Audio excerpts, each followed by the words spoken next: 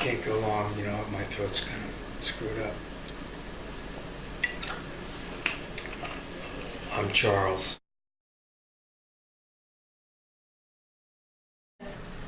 My name is Jim Carter. What would you like to ask me? There are topics I won't talk about. Oops. So, yeah, you got a question you'd like to ask? See, what you needed to do, really, I think, in this to have success with this video diary, is you need to come up with a set of questions and ask everyone the same question. So find 10 questions and just ask everyone the same question, and limit your time to three minutes. And then, like, for example, here you could do everyone, and it would be 30 minutes. 30. Yeah. Because it's really. What was the last question? My name is Omar Musa Tolu from Ghana. And you're from Ghana? Yeah, I'm from Ghana, West Africa. My name is John Jackson. And you're from? I'm from London. A believer that, for example, mankind will die out. Ultimately, the destiny of mankind is the utter and total mastery of the universe. I am absolutely sure of that. But in the meantime, I suspect, or even all along that route, it'll be horror. But it'll happen. Scientists right now on our little planet are very close to the easy manipulation of molecules. Once that is a technique that is sound, every possibility that could be imagined, even the possibility of imagining that, could be created. So,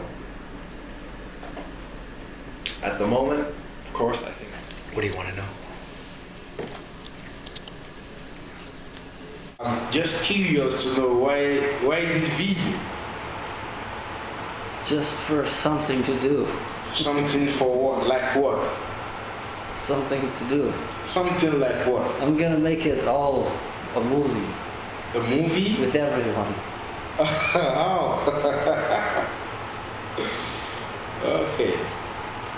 Hope you're not CIA or FBI. Man, do I look like CIA to you? How will I know?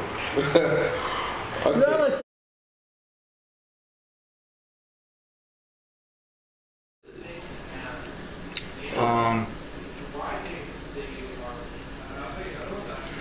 Well, I went to high school in the Boston area,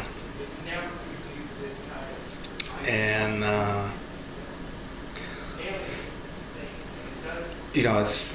Boston's a great area, great city with like New York, and Philadelphia. They got long histories. I mean, relative to the rest of America in terms of European settlement. So when I like history, and I like culture. I like all that kind of museums and universities and art scenes and music scenes that cities like that have to offer. But there's also an aspect of New England, which I consider New York to be a part of.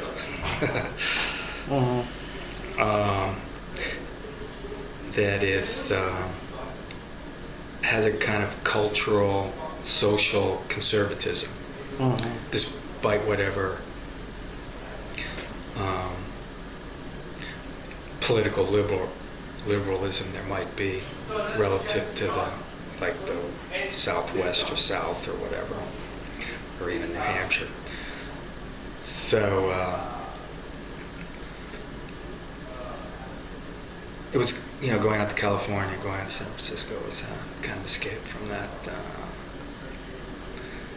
It's kind of, I think, conservatism, a kind of fossilization or whatever. It's there's like families that have been there forever, and if you don't go to an elite Ivy League school, you're not, or if you're not one of the, you know, families that have been there since the Mayflower and all that sort of shit. Blue Bloods. Blue bloods. It can be, or Brahmins or blue bloods. It can be kind of socially rigid, where California is like a wide open space where you can just reinvent yourself, and it's what you do in the moment, not what, you know, not your family or your pedigree. Yeah. So, and that's where all the new shit happens in California. They don't invent fucking shit in New York. You know, they wait for it to happen and then report it and claim it.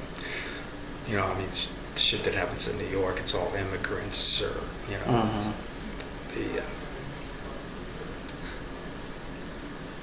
you know, people who come there from other places. But that's what California is. It's all people who've come there, who come from other places within a, you know, fairly recent.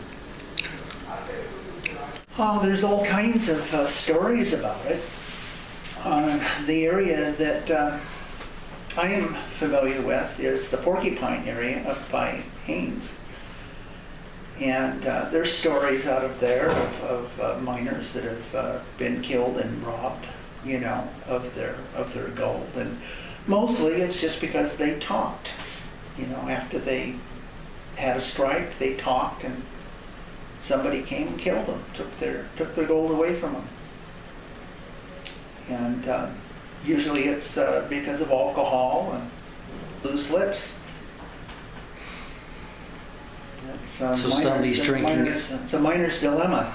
Somebody's drinking at a bar and they say, "Oh, I found some gold here." Well, yeah, something One like thing leads that. to But, you another. know, when somebody has a strike, they want to celebrate. So the first thing they do, they head for a bar, and as soon as they've had a few, well, then lips get loose, and next thing you know, they end up dead, and their claim is gone, along with their gold.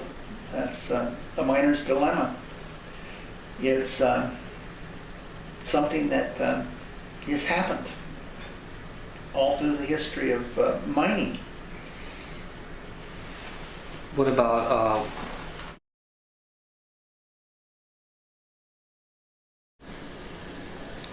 Los Angeles? Los Angeles. Yeah. Well, I was in Los Angeles for about 3 months, a long time ago, but no, San Francisco. You didn't like Los Angeles? No, I did.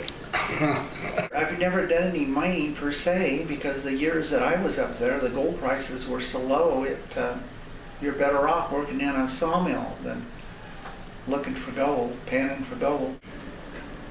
You know, the funniest thing about mankind, I think, is that if there was a shortage of oil, people would use all the rest of the oil to fight another group of people to stop them having the oil, and at the same time using up all of the oil and having none for themselves. So that seems to be our fate. When you were living up there, what about was there a problem with bears where you lived? Well, there's a big problem with bears, and the bear problem is lingering because attitudes are changing toward preservation of wild animals. And when you have an animal like a bear that is at the top of the food chain, there's really nothing to keep the population of bears under control except man and disease. And usually if overpopulation sets in, then disease will wipe the bear out. But in the meantime, they really create a nuisance for human beings, when, especially in parks, where multiple use of the park space is desired by the public, and yet inconvenient because you've got all of these wild animals running around that aren't exactly pets. And there's places in Alaska, one place near where I grew up as a kid, and from what I understand, it's grown very, very dangerous because the bears are taking over the place. And in a way, it's sad because that means that you can't just grab your fishing pole and head up the river and go fishing anymore, you know, without having to really look over your shoulder and keep your eye out for bear.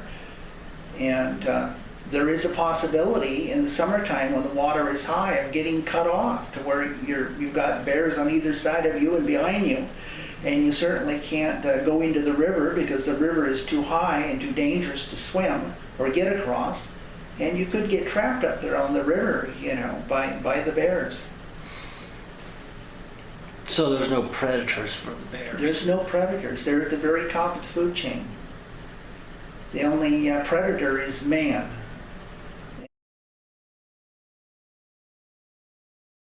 It is a park, but when they take your right to carry a gun away from you, especially in Alaska, that's dangerous, especially in bear country. It's extremely dangerous. And this is what's happened.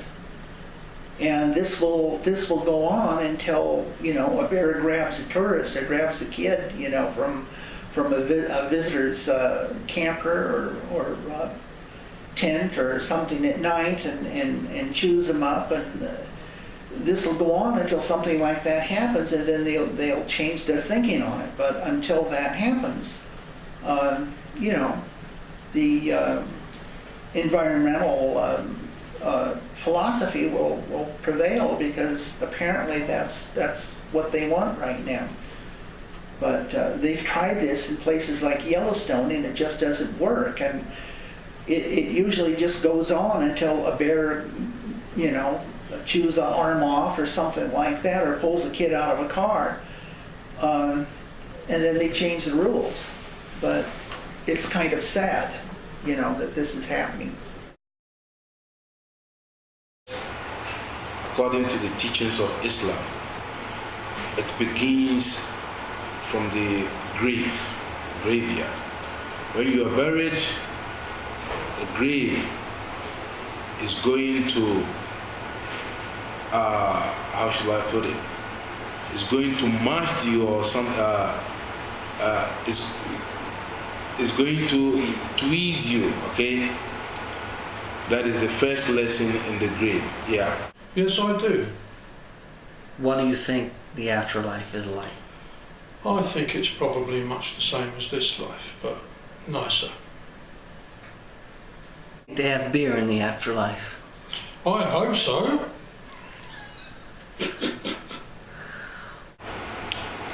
And afterwards, then the resurrection. We will be resurrected. Then on Judgment Day is something that I'm not dead, so I can't say more, but I learned from the Quran how it's going to be. Yeah. Afterlife. Of course I believe in the afterlife. What's the afterlife like to you? What is the afterlife like to me? Yes. It's a place of eternal bliss, of happiness, joy, peace, where memories of bad times are forgotten, and where people live and bask in the glory of God. And at that point, we will have an eternal conscience. And the wicked will not be able to penetrate, and they will not be able to harm us. The struggle, the fight of this life will be over with. No. Do you believe in heaven and There's a hell? good question.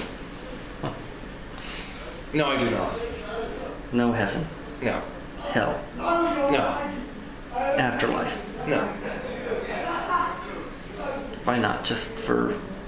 I have no reason to believe in them. It would be a leap of faith that I have never made.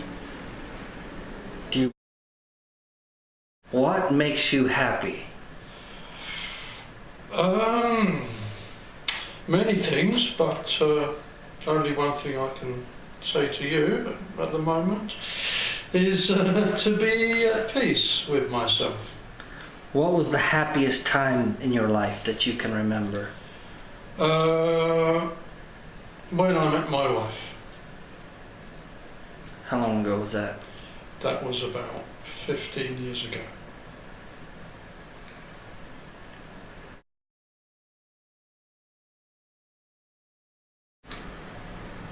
I think I would probably keep all, or I would probably keep about maybe 500,000 of it and give all the rest of it away to family and charity. That's what I think I would do with it. And with my time, I don't think my time, the way I spent my time would change. I'd probably do what I'm planning to do. There'd be no change. Which is? Well, I plan to go up into the mountains and into the hills and spend my retirement up close to nature and away from people. I'd probably use that money to set up schools and hospitals for people who are suffering in the world, and for distributing food. Where? In third world countries, places where people are in need. But also in the West, some places in the West, people desperately need money.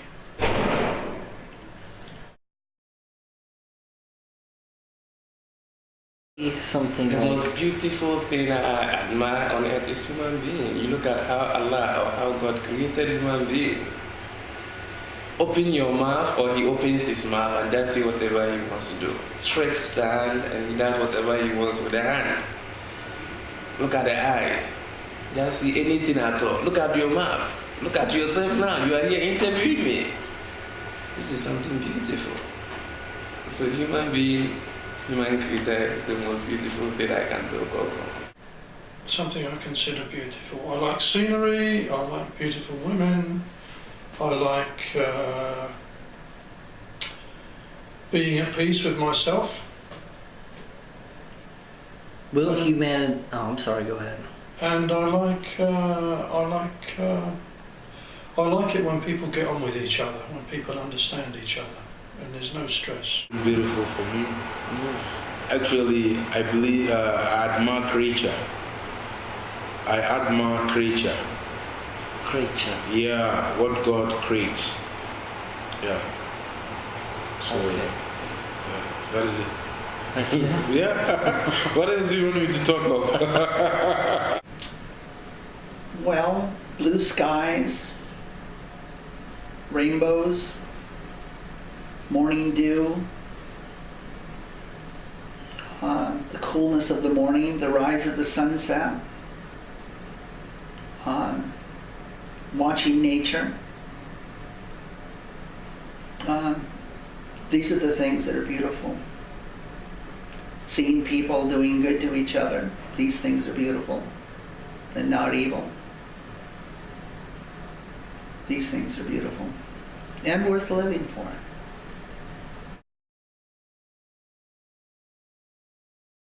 Your favorite country that you live in? Oh, Spain without a question. So far. Spain's cool. I'm good in Spain. Why Spain though? Why not France? Because I never felt welcome in France. And in Spain, not only did I feel welcome, but I think that the way of life is extremely comfortable. It's more outdoors. People are much more relaxed. I don't know. I mean, for me, Spain is the kind of place where, like, if you're sitting at home and thinking, you know, I'm watching too much TV, you just walk outside, go to the cafe, the parks, and things like that. And there's always people, and like, you know, in France, I don't know. I never felt comfortable. I felt like it was a constant battle, for example, about what language we were going to speak. If I speak French, people answer me in English. And you just, like, after a while, you just like, okay, stop. Seriously. You know, you can't do it. You know what I mean? Like, even though your French is better than their English, they force that English on you. And don't you think that, for example, that you would feel uncomfortable if you moved to a new country and people would not let you join the society. And that's what I felt like in France. Spain was the opposite. The most influential person in my life is Rasulullah, Prophet Muhammad sallallahu alaihi wasallam. Who is this? He's a prophet, and Prophet? he's the leader of Islam. Okay. Why this prophet for you? My life, my everything, it has from Rasulullah sallallahu alaihi wasallam. I'm just copying everything from him, from Okay. the least to the best that I can. Okay. About Islam yourself. Mm, It is one of the prophets we have in the world. Okay. The seal of all prophets, the last prophet to come on earth.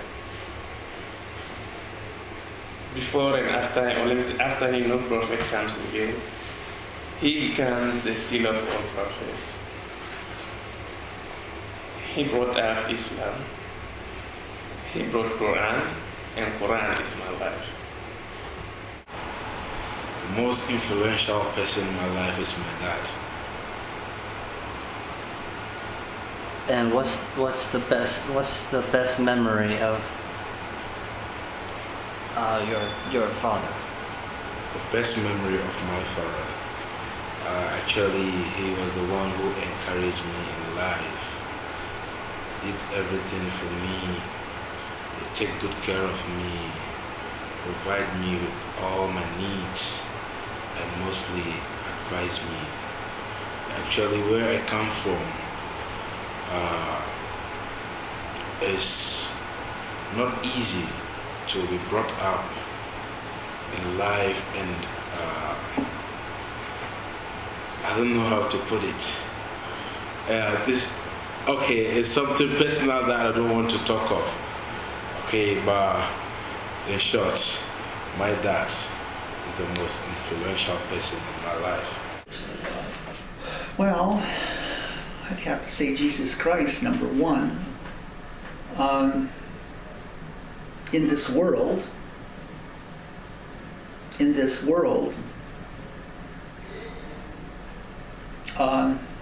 the flesh, probably the most influential was probably my father, and probably Senator Ted Stevens of Alaska. Jerry Ford I admired a lot. Most influential person in my life. He was an old friend who I really respected, and he made me see my own faults and pointed me in the right direction. Is he still alive? Yes, he's still alive, but I don't see him. I think I can learn from everyone.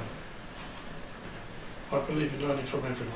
Everyone's got a lesson to teach me.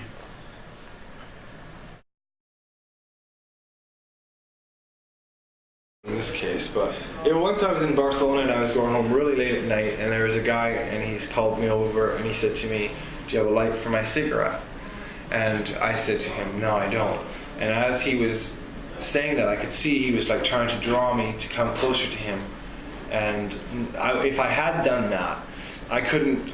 So he was like, for example, here, and I was there. And if I had gone closer to him, I couldn't tell if there were people that could have suddenly been behind me. So if I walked over and like lit his cigarette, suddenly his friends could be behind me. So I said, I don't. And I made sure the path in front of me was clear, and I kept going, for sure. I thought for sure that's what he wanted. But no, not yet. I'm sure. A few times my life has been in danger, yes, when I've been travelling. When I was in Africa, I was nearly killed. When? This was in Uganda in the 80s, 1980s, I can't remember when exactly. You were in Uganda. Yeah, it was a shootout and I was nearly killed. You were in a shootout. Yeah. You were caught in the shootout. Caught in the shootout, yeah. You were just traveling. I was just travelling. I just happened to be on a truck. You were traveling on a truck. Yeah. And somebody started shooting Yes. soldiers. Well, there was a exchange of fire, soldiers and government forces. So you just got out of there. I was just lucky that I wasn't killed. What's another time? Another time when I was nearly killed, I can't remember any other time really. Oh well, that was in Senegal, where I crossed the border illegally, and there was guerrilla activity there, chopping hands off of tourists. It was in the southern Senegal, in the Casamance area. And where? Casamance area in southern Senegal. Where's that? In West Africa. They were chopping people's hands off with the guerrilla group. Terrorists Terrorists. at the time, and we managed to get through without any problems. The car overturned in the bush. The car overturned. Yeah, in the bush, the taxi. Oh, it crashed. Yeah. So you never made it to the border. Well, we managed to get another car. We got over the border that way. Oh yes, I did actually. Yeah, I got beaten up twice in Brazil, in nightclubs, For your money. for going in a nightclub and not spend and leaving straight away instead of staying to buy a beer. They I beat got- you up for that. Yeah, it made me pay double for the beer. Two big guys beat me up, took me to the toilet, headbutted me, and made me pay double for a beer. And then I had to go. The second Nice time, place it was. the second time was in another nightclub. I'd rather not talk about that because it's a bit indescribable in polite company, let's say. But I had to pay $70 for nothing.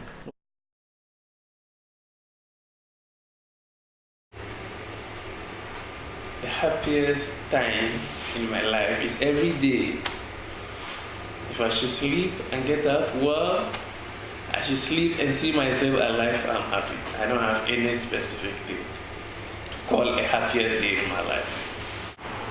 My happiest time in my life is the day I got married. That is my happiest day in life. What's your best memory of your father? The hunting trips, the time spent out in the woods with my dad, time spent fishing.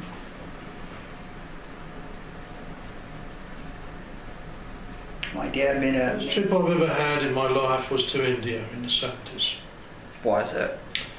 Well, it was a magical time. It was on the hippie trail. I slept in temples. Woke up in Old Delhi. A cow, sacred cow, was breathing in my face, joss sticks on the horns. And I saw the Red Fort in the distance. On my first day in India, I arrived late. That was amazing. It would have made a good photo. That made a good film actually. That. Cows are sacred there. Yeah. But it was wonderful. I had a great time.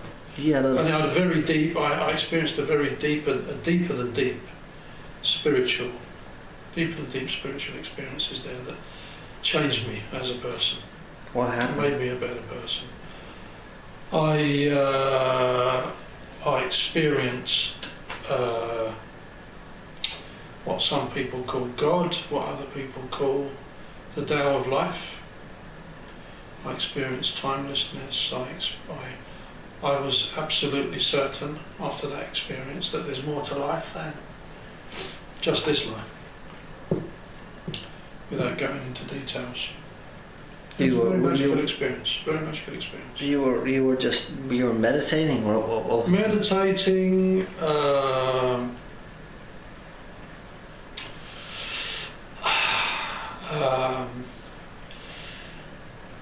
Let's just say I was experimenting with noxious substances, which I don't want to go into.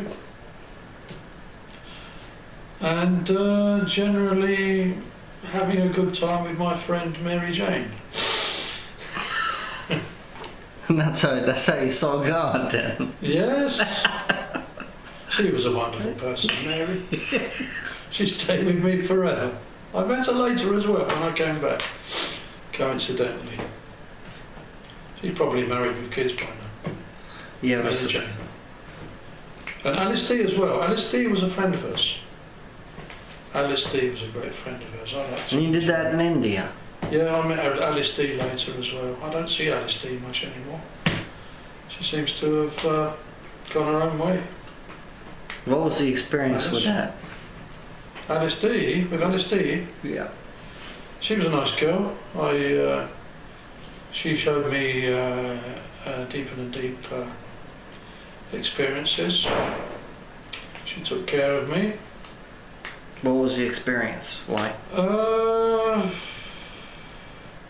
Who's asking?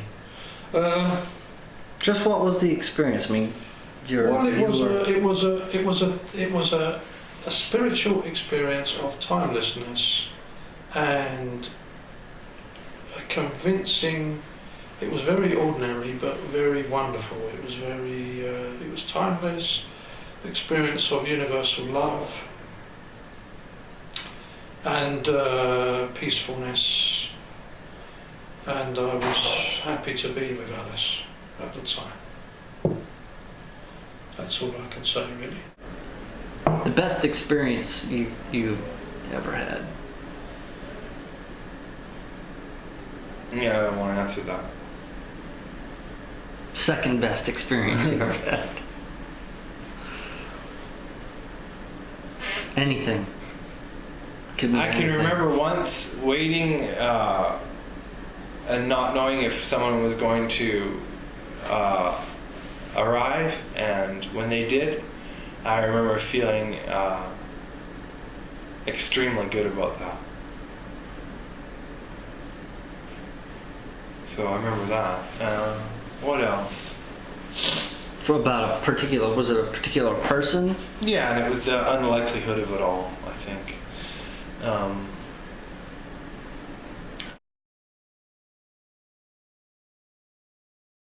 Like, you know... Have you ever been in a car crash? Yes, I have. That's a good question. Yeah, I was in a terrible car crash. We were young, and the driver was in the car was drinking, and we ran a stop sign, and we fucking ruined somebody's life. For sure. But you weren't driving the vehicle. No. I was the most injured in our vehicle, but I wasn't driving. I have no responsibility. I didn't even know he was drunk. And what's really weird about that for me is I can remember it like it was yesterday, but my memory of it is totally false. Okay. Maybe What was the worst place you ever went? The worst in the south of Italy is just horrible. Why is that? I don't know why it is, but it's disgusting. It's dangerous. It's unfriendly. I mean, frankly, I think Riyadh is a better city than Bari. If I had my choice, I'd go, absolutely. If I had my choice right now to go to one of those two, I'd go to Riyadh. Just lots of thieves. Yeah, it's gross. You know, there's garbage in the streets. You can't go anywhere on public transport and feel safe. People whisper in your ears crazy things all the time. You know, like I remember getting off the train and people come up to me and say, "Oh my God, are you from this city?" I'm like, "Why?" And they're like, "Oh, because it's really, really dangerous. Let me help you." And you're like, "Okay, you're the person who's going to mug me, aren't you? You know, you're the one. You're trying to make me think that I'm making a good decision, but you're going to make me make a bad decision." That was like literally a minute when I got off the train. I also think Sofia in Bulgaria was a pretty bad place, but the offset is the most beautiful girls in the world. Like, it's just crazy. In Bulgaria. Oh my God. But it's dangerous there. I don't think it's dangerous. It's just so poor that everybody begs you all the time. And you know, like, it's so poor that like you see crippled people dragging their bodies down the road without wheelchairs or crutches or anything.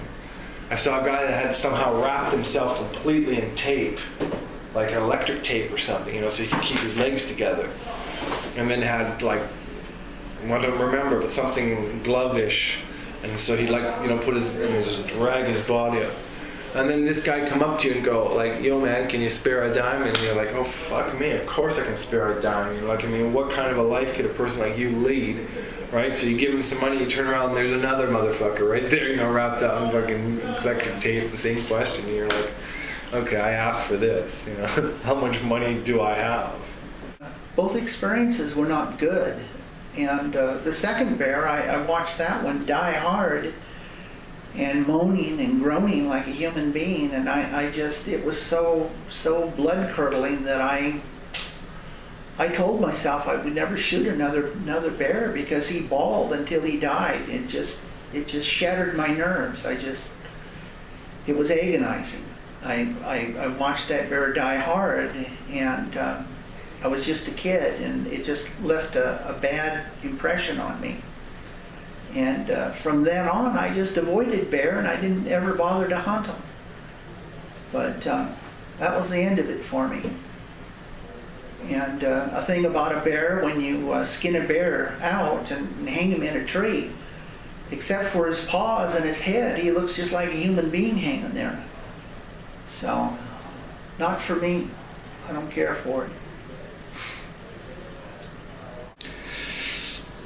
But I think I got the last little burst of, San Francisco is kind of like a unique American city. It's still very nice. Still very beautiful place.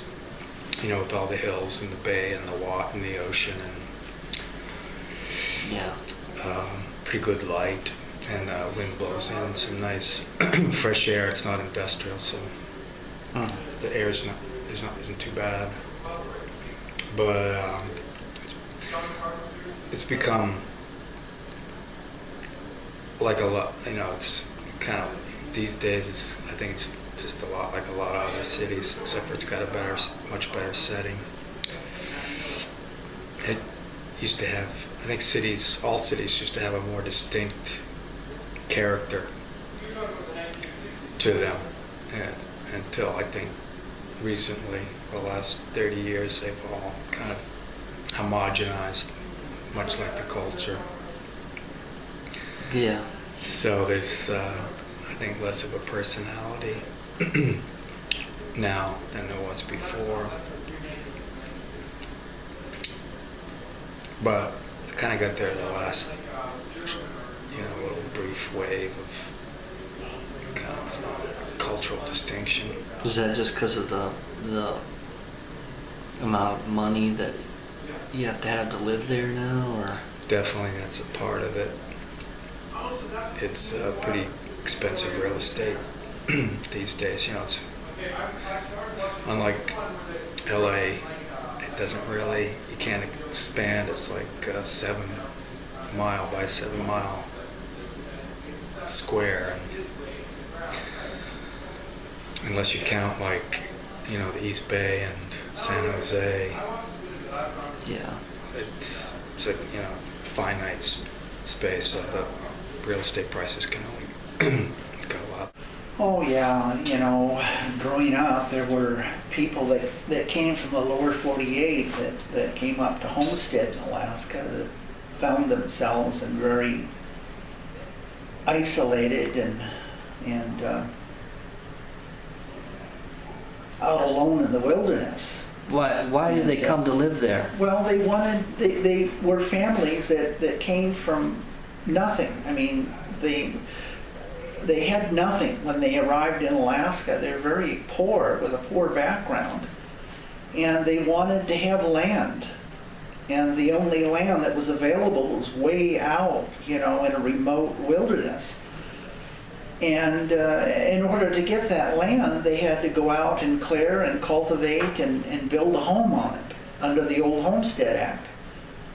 And it was a long, arduous process to do that, costly, and they didn't have it. But they did go out, they staked the land and cut the timber off of it to pay for its development. Eventually they did get the land, but they spent quite a few years, the whole family, in hardship. And I remember one time going to visit them, after checking my trap line and crossing the lake and walking 4 miles to where they live. And there was about 8 of them in a cabin that was probably maybe 6 by 12 foot. 6 by 12 foot.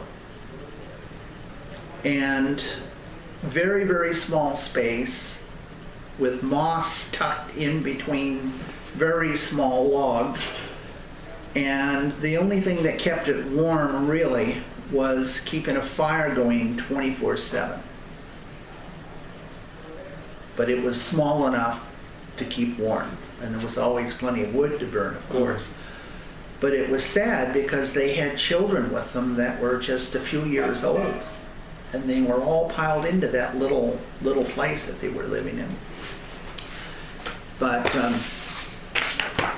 yeah, that's Alaska, and that was the pioneer, just the way the state was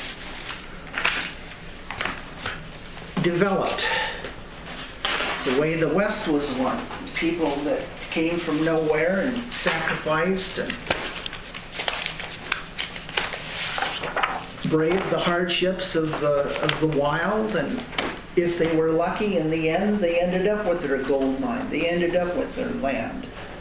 If something were to happen, how would they get medical attention? That was just the problem.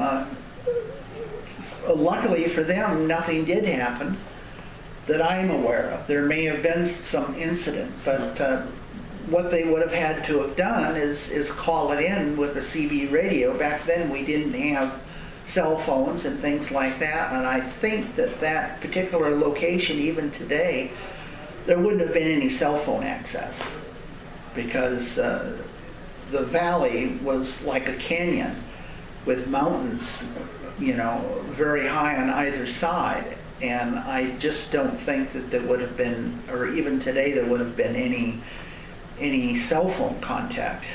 And the only way to communicate would have been by CB. And I don't remember them ever having a CB radio. And they would have been relegated to just packing the sick person or injured person out of there by sled over the frozen lake. The lake was about 4 miles long, and then they were up several hundred yards from the other end.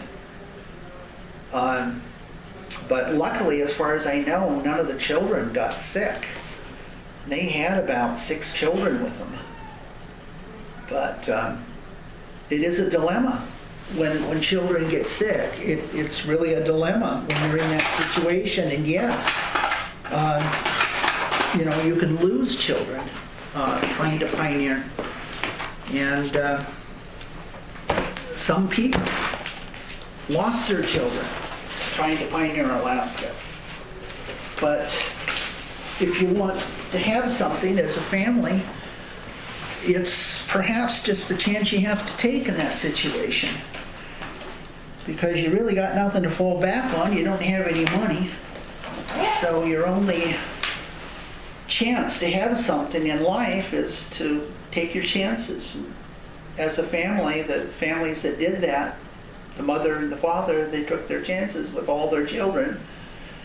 And families during frontier times, when Alaska and the West were settled, generally had large families, because they knew that by the time the kids matured, they'd lose a few of them. And that's generally what happened. But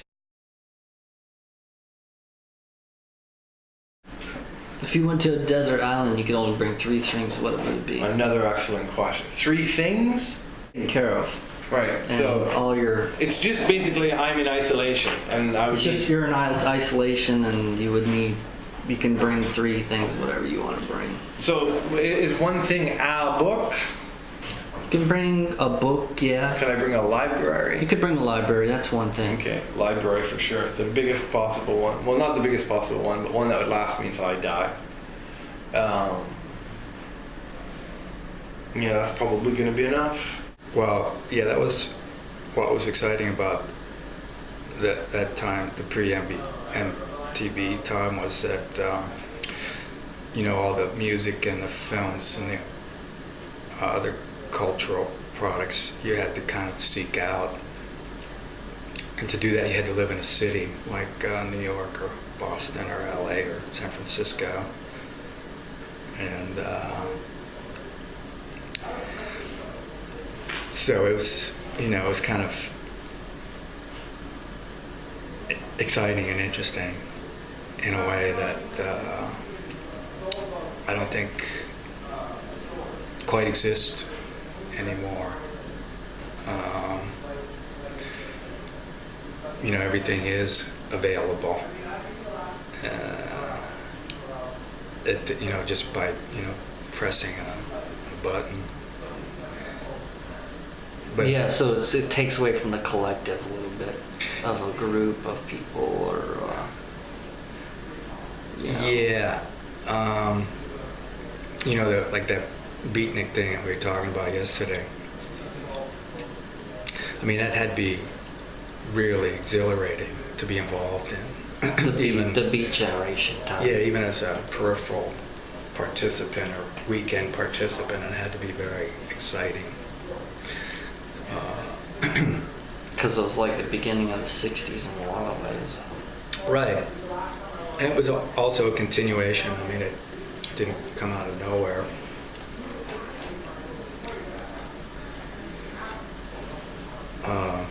So I certainly miss that now these days. The what? The Beat Generation? No, just the little nascent scenes that developed in cities and places. Yeah. I just don't see it wherever I go now. Like I was living in Shanghai for over a year, and it's a big, huge city with millions of people. But there's just no real central. It's all business. Yeah, everyone's just doing business there. There's galleries and little nightclubs and rock bands and rappers and this and that, but it doesn't really coalesce into anything that seems to have any vitality or, honest essence. It seems kind of like a money-making venture rather than a need to express whatever.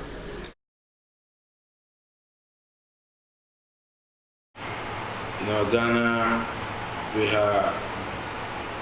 have food from each tribes. Okay, so maybe you from this tribe, you may like the food. Okay. It's about the culture. Everyone belongs to a tribe, and they have their culture and their practice. So, for sure, I would say I love my culture, and I love. What is the tribe? What is your tribe? My tribe, Ga. Ga? Yeah. Just Ga? Ga, yeah, Ga, Ga. Is this like a big tribe, or? Yeah, it's a big tribe. It's a big tribe in Ghana. And you eat. What is your dish? Kinky. Kinky. Yeah. What does it taste like? It tastes a little bit sour. Sour, okay. Yeah. Kondo is from Kondo. Do you know corn? Corn. Oh. C-O-R-N, corn. I tribe in Ghana. I'm from America. From Obama's tribe.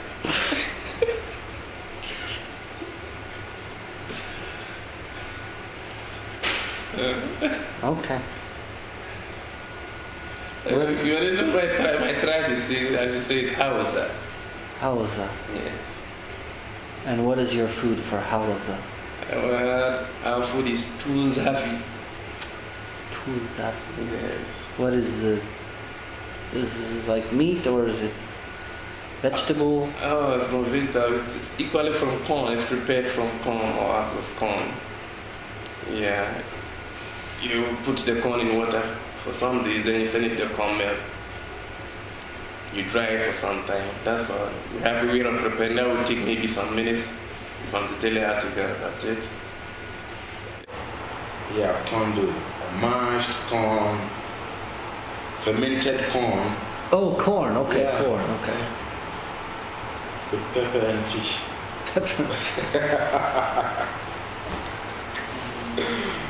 Okay, thank you, sir. You're welcome, sir. Do you want to say anything else?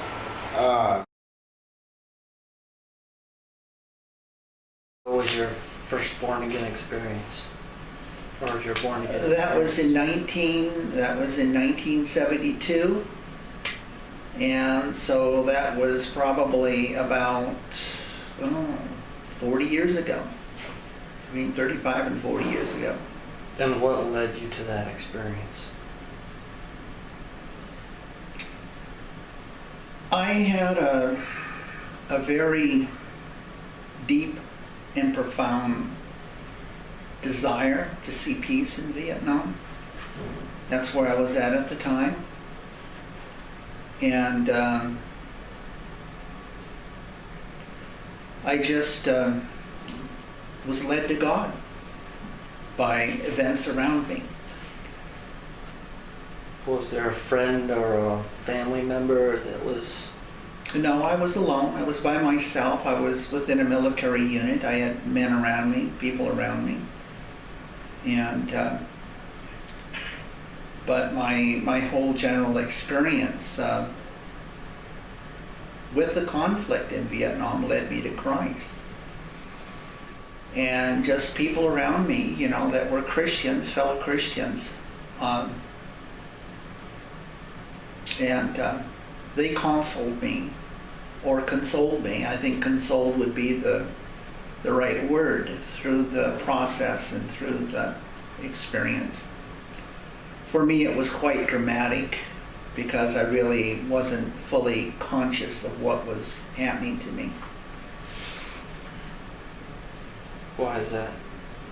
Because I had lived a life of sin. I had, I was a sinner. I was a young man, 22 years old, and basically lived a life of sin, not really understanding that I was living a life of sin, because I think all along, if you believe in the process of predestination, my heart was always in the right place. And so when it came for my time to be, baptized in the Holy Spirit, it came as somewhat of a revelation and as a shock to me. It happened, it was very dramatic, and it really changed my course while I was in Vietnam. I really changed course. How so? How so enough to where I just decided I wanted to go home, and I went home. I didn't want to stay in Vietnam any longer. I just decided that it was time to go.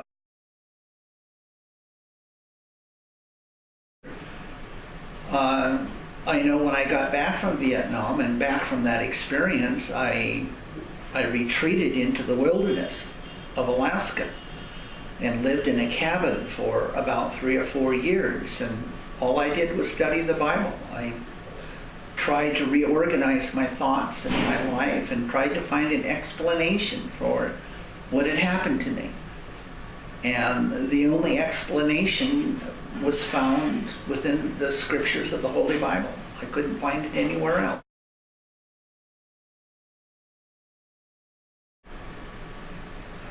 What was the experience that you were trying to understand in Vietnam? It was just the born again experience. It was not only the spiritual reorientation of my life.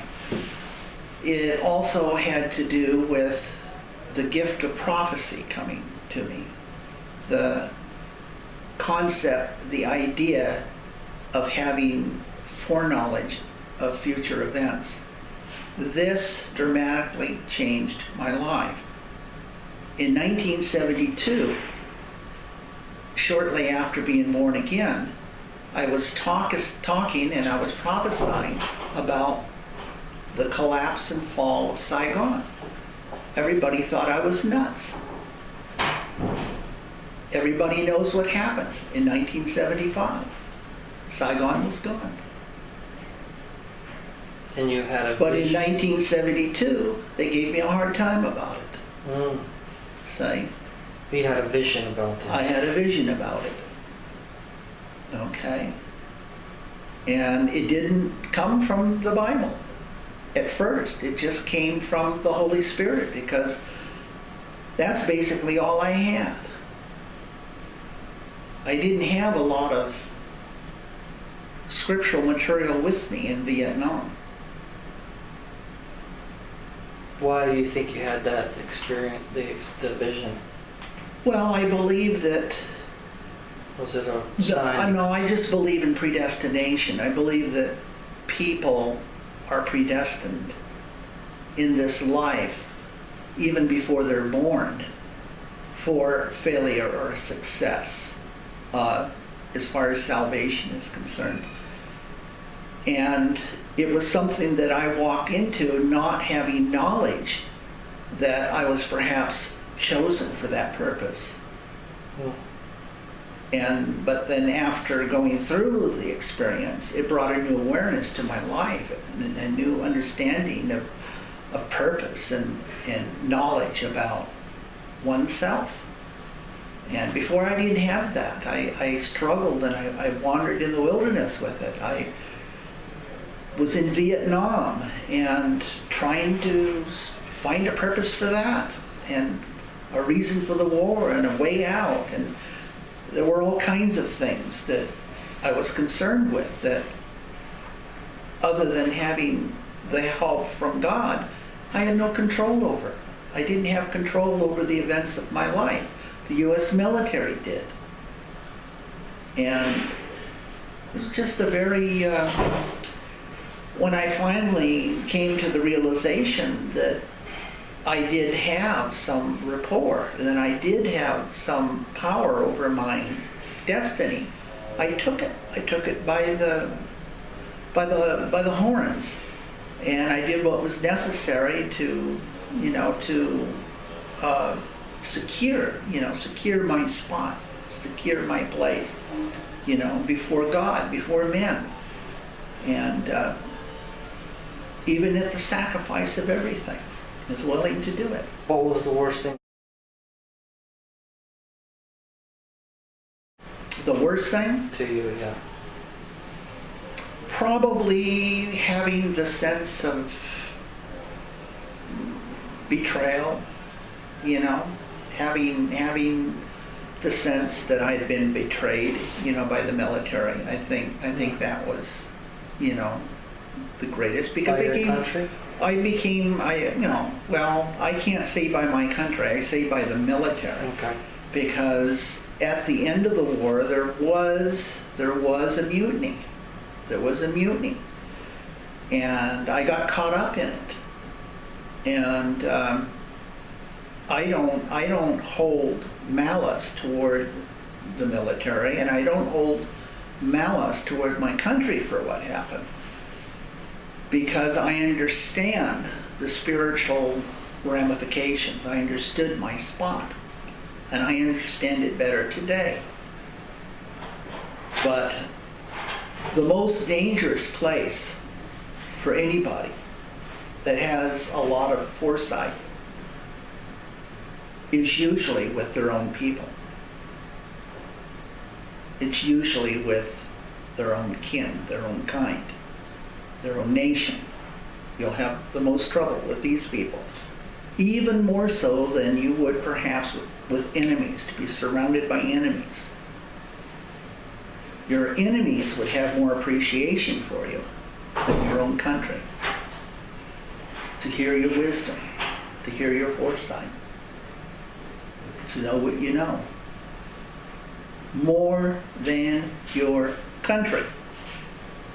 And during Vietnam. Because this goes back to something that Jesus Christ said. He said that no man is without honor. No prophet, no man of God is without honor, except among his own people, his own nation, his own kin. This is what he said.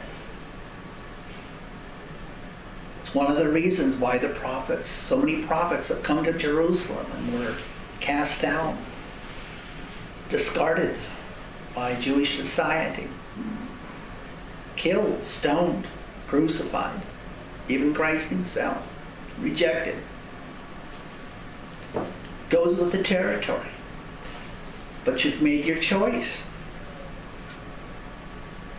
Recently when I went to Afghanistan, I felt that the greatest threat to my personal security, it wasn't the Taliban. I mean, the Taliban was there around me. I understood that. But I also understood by my experience in Vietnam that perhaps the U.S. military was also a threat to my personal security. It's one of the reasons why I left. Because it has to do with good and evil. It has to do with the reasons why people betray other people. But you're very committed to the military. I'm very committed to the military. But I also understand that I came from a military family. And I believe in the words of Jesus, who said that no man is without honor, except outside of his own nation, outside of his own people, outside of his own kin. Because all of these remember you for what you were, not for the way you've become. This is the reason for this. When I went to Afghanistan, it was like being with my own family and sitting down with my own kin. And I understood the dangers of it. Military people. Well, not necessarily the military people, but evil within the military. Evil within the family.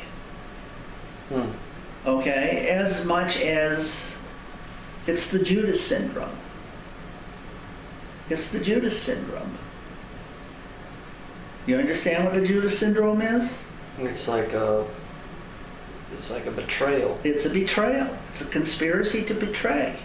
Then you felt you were among your. I was among my own people, and I felt that there was a chance that could happen again. And when I went there, I understood the ramifications.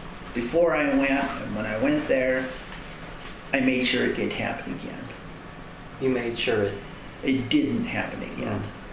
Even though, in some respects, it kind of happened, but they took very, very good care of me when I was in Afghanistan.